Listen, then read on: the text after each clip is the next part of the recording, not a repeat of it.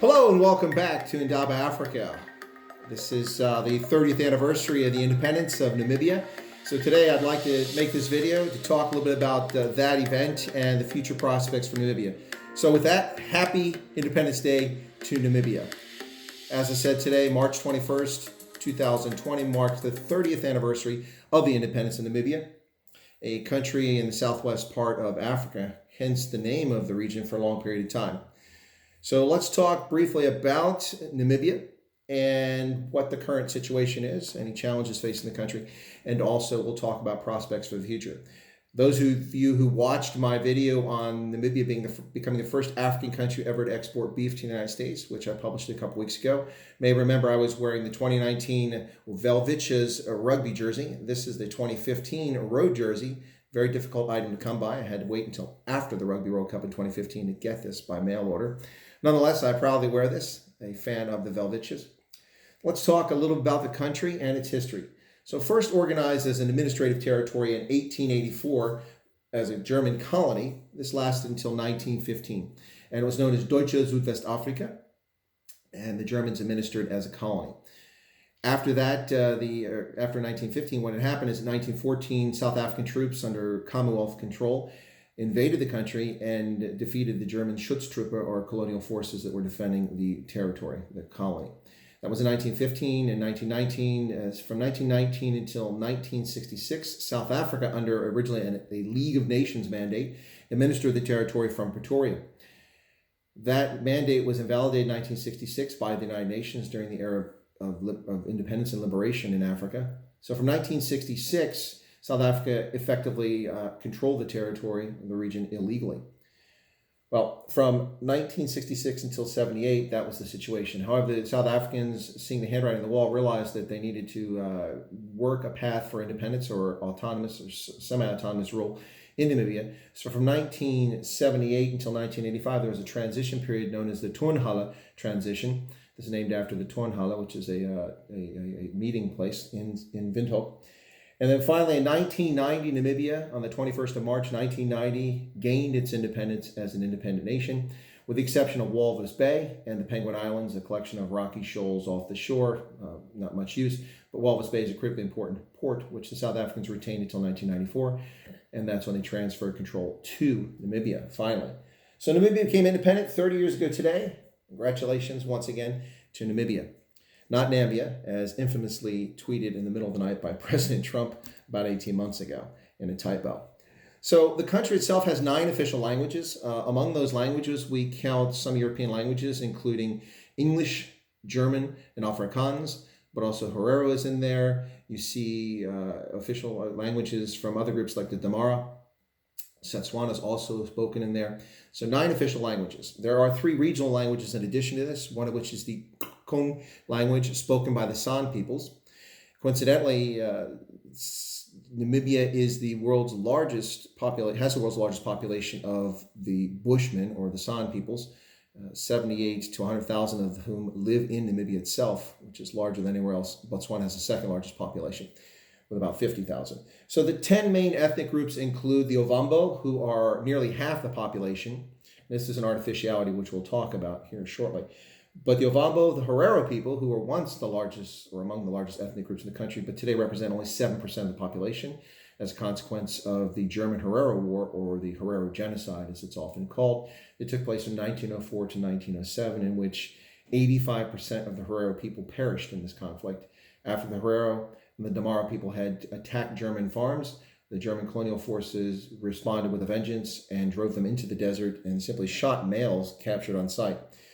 Whites who live in, or Europeans who live in Namibia today, are comprised largely of 2 groups, but not exclusively. Those 2 largest groups are Germans, ethnic Germans, and ethnic Afrikaans speaking, or Afrikaners. And then there is also the San. I mentioned 3% of the population, which is the largest group of San, or Bushmen, who live anywhere in the world. With 2.3 to 2.6 million people, the GDP for Namibia is about $14.1 billion in 2018. That works out to just under $6,000 per capita of gross domestic product. Now, here's the bad news. On the Gini coefficient, Namibia is one of the least equal countries in the world, with a skewed wealth distribution, much like South Africa.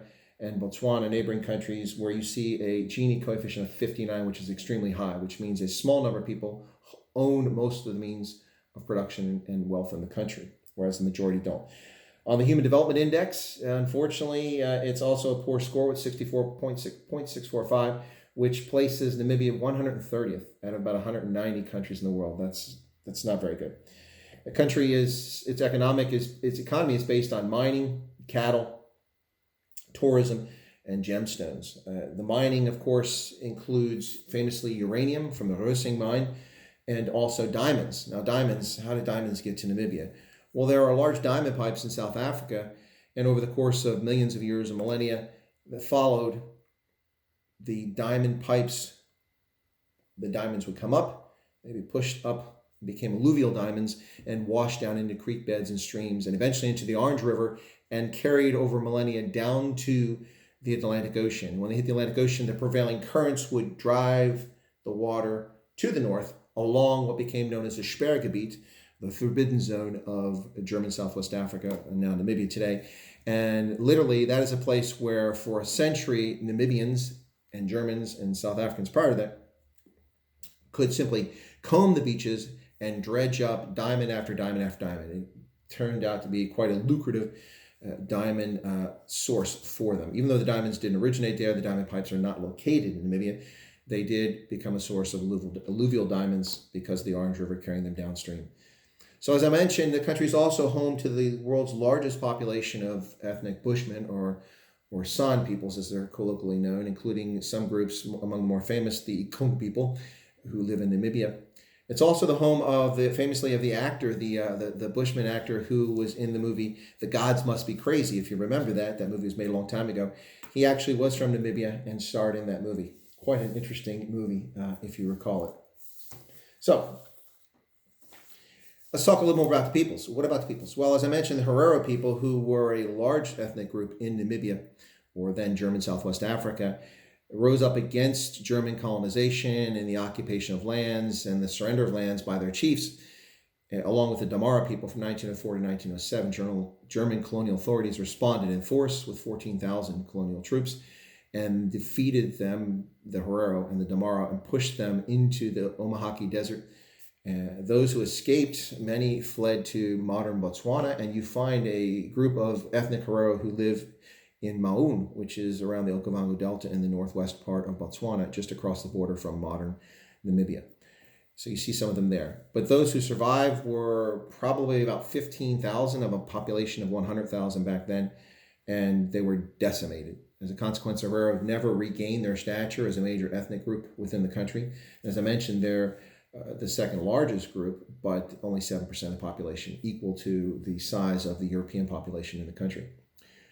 Also amongst this group is an interesting group of people known as the Bastas, which is Afrikaans for bastard. Now, this is not a derogatory term. This is a term of ethnic pride held by these people who are mixed race, originally from South African, or as they're called in South Africa, the Coloreds. And the Bastas themselves moved away from the Cape to escape colonial influence, and then eventually later British influence, much like the Boers did, moving to the east and then to the north part of South Africa. These folks moved up from the Cape, through the Northern Cape, crossed the Orange River, and kept moving, eventually settling in central Namibia, south of the capital Windhoek, in a town that was established by the Bastas known as Rehoboth. The Bastas today number approximately 35,000. They're quite proud of their tradition. They're Afrikaans speaking largely.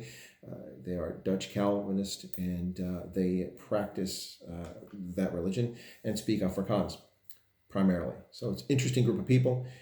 We've mentioned already the Ovambo, who are the largest ethnic group in the country, and that's in many respects by default as a consequence of what happened to the Herero. So Windhoek is the capital. I've been to Windhoek. It's honestly one of the most cosmopolitan places I've ever been in my life. I remember sitting in a cafe there one time, drinking a soft drink, and in the course of a couple hours sitting there trying to use my laptop to do some work, I heard Afrikaans, I heard German, I heard English, I heard Portuguese, I heard what I believe to be Ikung language, Bushman speaking. I heard, I thought was Herero, but I don't know for certain, but several African languages. Very cosmopolitan for such a small city in the center of the country, Windhoek. Quite amazing place. Namibia depends a lot on tourism. Unfortunately, with the Wuhan coronavirus or COVID-19, this is something that's going to have a dramatic impact on the country at a time that it can ill afford it. 30 years into its status as a free country, Namibia is suffering from a number of ills, and this is not something the country needed with a stagnant economy already confronting it. So among the top tourist destinations include the Orange River Canyon down along the south of the country, the famous Etosha Pan in the northern part of the country, which is a place where as the waters evaporate and animals congregate at these large spaces to drink water, they become tempting targets for prey, such as lions and leopards and things like that. So the Etosha Pan is quite a natural beauty place. In addition to that, you have the Namib Dunes along the coast, some fabulous scenes there, and then the Skeleton Coast in the northern part of the country. Swakopmund, which is on the coast, is a medieval-looking German city in some respects, or Middle Ages German city. And that's a place where people go for the beach and to relax. What's interesting amongst the European population is this friction between the ethnic German and the ethnic Afrikaans community.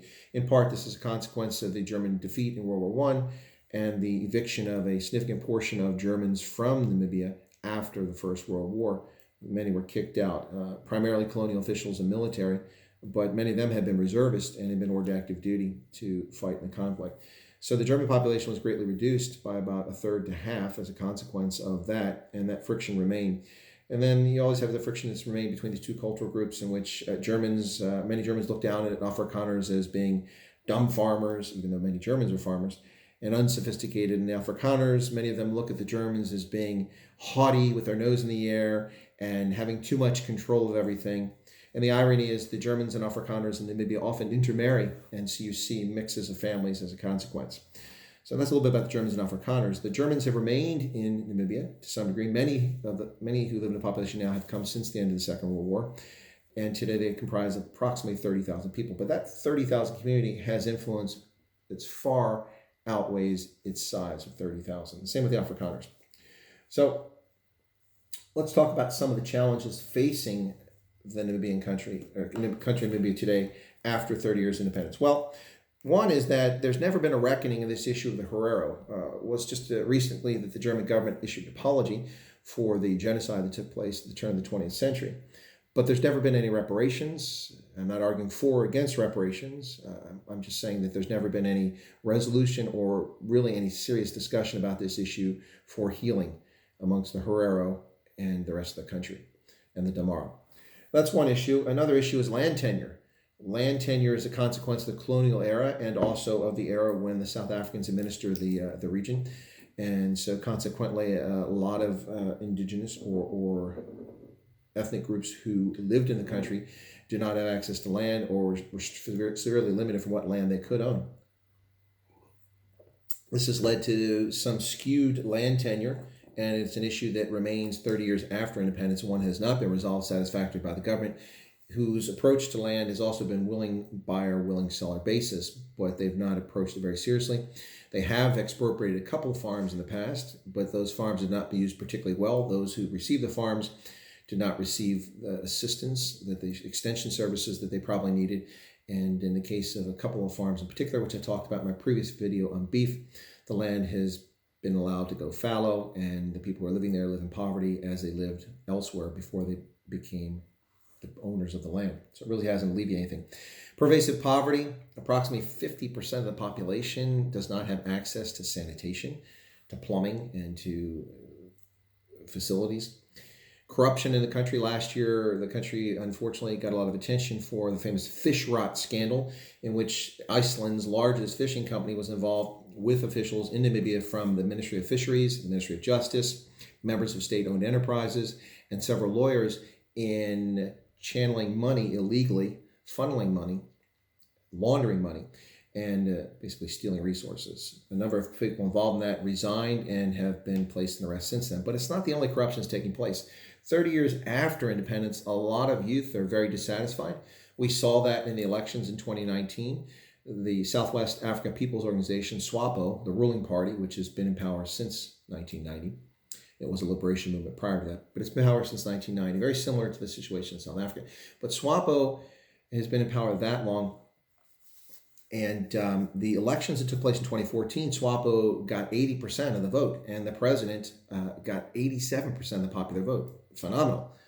And this represented, in some respects, confidence in the party and also a tie to it for its role in liberation. But 30 years later, those ties are becoming frayed, especially among the youth who are tired of hearing from their parents and grandparents about what SWAPO did to free Namibia and make an independent country. They no longer want to hear about that. They want to hear about jobs. Very frustrating with a country with 33% unemployment for someone to get an education, those who actually get a good education or an education at all, and then find no jobs in the marketplace. That's understandable in some respects. A country of just a couple million, it may be difficult to generate jobs, particularly well-paying jobs. But the country has had one plan after another, and these plans have not worked out very well. So what are some of the other challenges confronting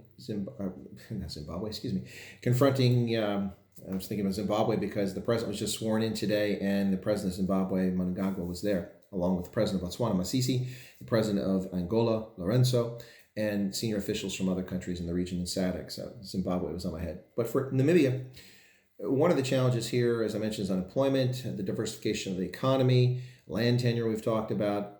But there are other issues and beyond the question of the Herero genocide.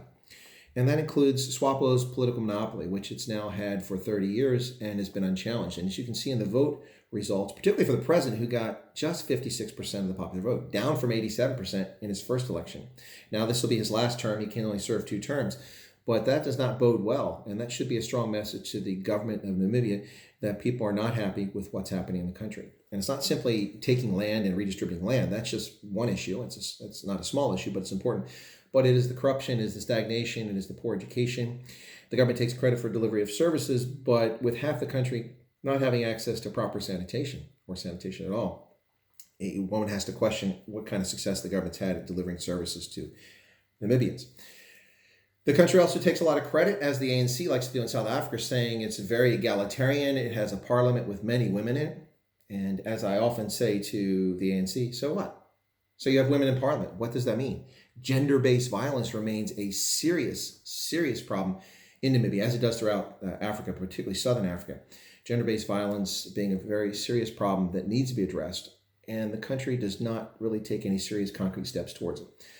But it's not all doom and gloom. Namibia has the opportunity, has a very solid banking sector, it has a solid mining sector, and its agriculture does have a lot of potential, particularly for cattle and other ranching like sheep, and there is a possibility there for growth. But the focus needs to be on education and services for those who don't have it, and on some sort of reconciliation and dealing with the past. The country must deal with the past at some point.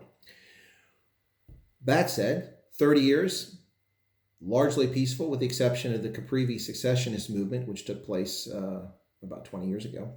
With the exception of that, has been largely a peaceful transition, peaceful governance, and fair governance for the most part, and a country that has great potential, great potential. And so I'd like to leave on a good note. And once again, happy Independence Day to Namibia. And that's where I'll leave it today. Thank you for tuning in once again to this Indaba Africa broadcast. If you enjoy these broadcasts, feel free to subscribe to the channel. There's no charge. It is free. And if you like the video, please give us a like. Folks always enjoy likes, and we do as well. If you have any recommendations or questions about things to cover or other events to talk about, we also entertain that. I'm happy to address any topics you may like. As I mentioned before, the beef video was a result of people asking me to talk about agriculture in Africa, so I focused on Namibia, country I have a great deal of affinity for. And so I wish everyone in Namibia and all Namibians, once again, a happy 30th anniversary of your independence. Catch you next time here. Hang in there, folks. With COVID-19 out there, we're all in this together. We're going to pull through it.